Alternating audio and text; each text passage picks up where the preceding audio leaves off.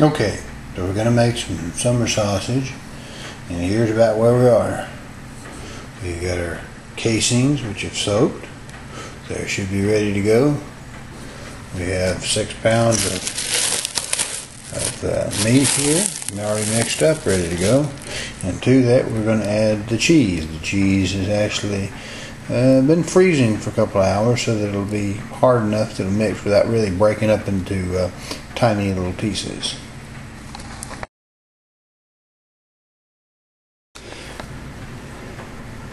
Okay, there's our summer sausage.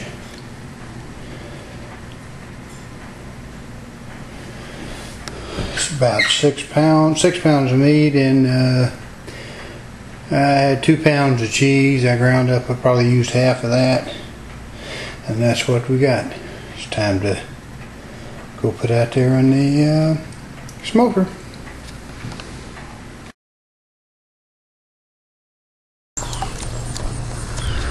Just started it up. Came one of those pop-up thunder showers.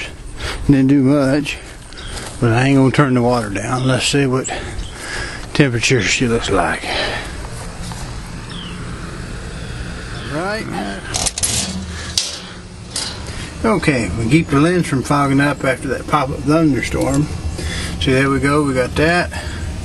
Just hang in the middle of it. Not all that super exciting, but that's what sausage looks when it's hanging. Also got a couple more rods. You can put one there, some more there, and some more there, but that's plenty.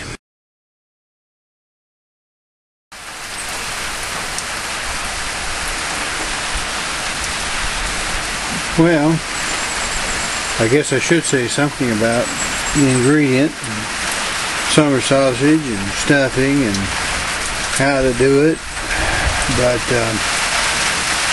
really, there's just your sausage. Do it any way you want to. There's a blue million recipes to be had. I'll give you mine, and it may be subject to change.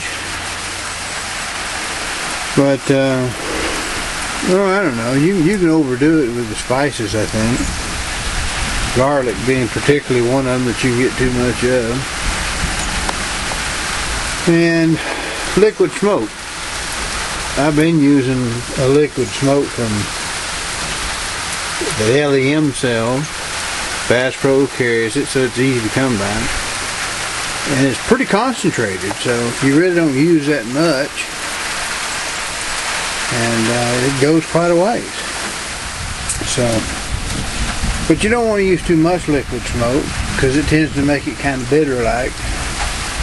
And after a little bit, more just doesn't really help a whole lot. I always use cure in my sausages. I think if you're working with a ground meat, meat that you didn't just recently grind, I think it's probably important that you have something in there to help keep bacteria growth down. That's what the cure does. Your casings. You can use different casings you want. There's nothing that says you can't put a summer sausage in a pepperoni case and vice versa, but I use a 2 3/4 inch casing. I buy from Allied Kinco out of Texas. They're cheaper than most places that I know of in that regard. And they'll say you 1, 2, 3, a dozen, 2 dozen, 50, however many casings you want to buy. You don't have to buy like 10 or 24 or something like that. I think that's pretty nice. And they're quick with their service. So you just need to soak them. I like to soak mine in hot salt water. I'll take a pot, fill it up, put it on the stove, boil the water. Or really not boil it as much as just get it almost ready to boil. Put a little salt in it. And with that salt, that water, soak them for at least an hour, maybe a little more. Probably 3 is about as good as they're ever going to get. You can go it's up to 8 hours, they tell me, but I've never had to do that. I put a hog ring at the top where the string is. Fill her full.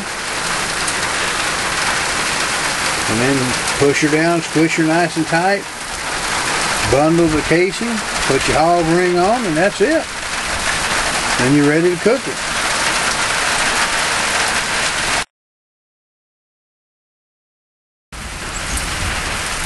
You might wonder, well, if water will make your casings burst open sometime, why in the world would you add it?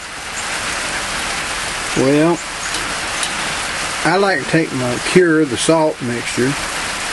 I use Morton Tender Quick just because that's what recipes I started with. But use the Morton Tender Quick, put your salt, your spices,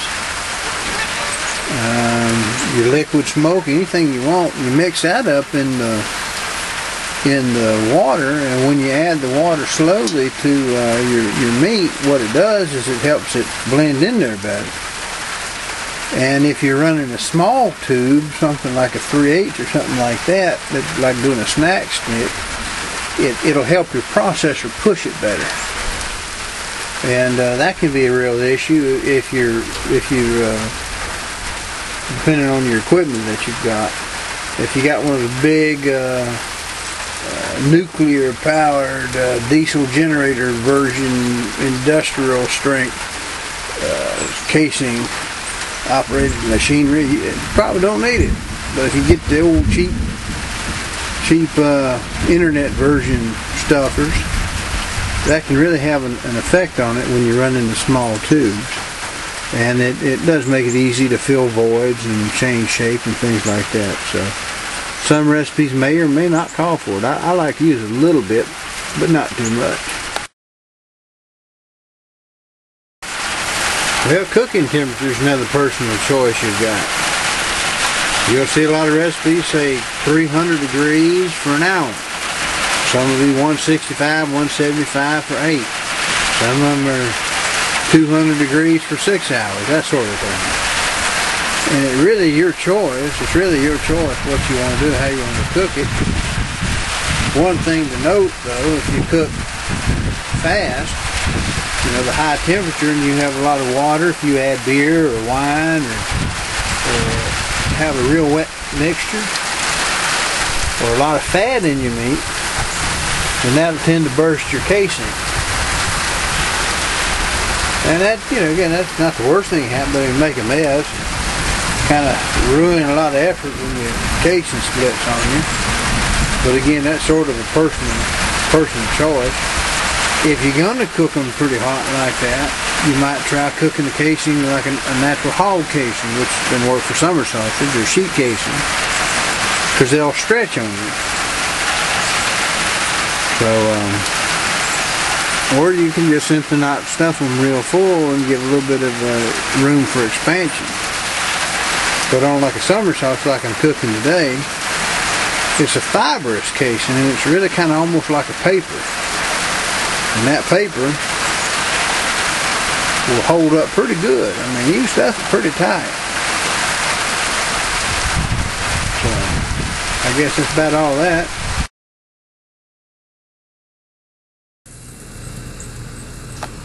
Well, it's been 4 hours. Let's see how we're sitting.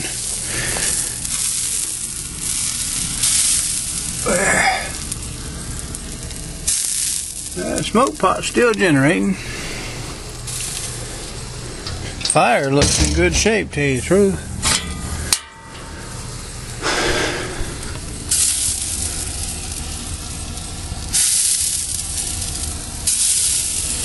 Dripping slowed down, so I'd say all in all, we're really probably pretty close to being done.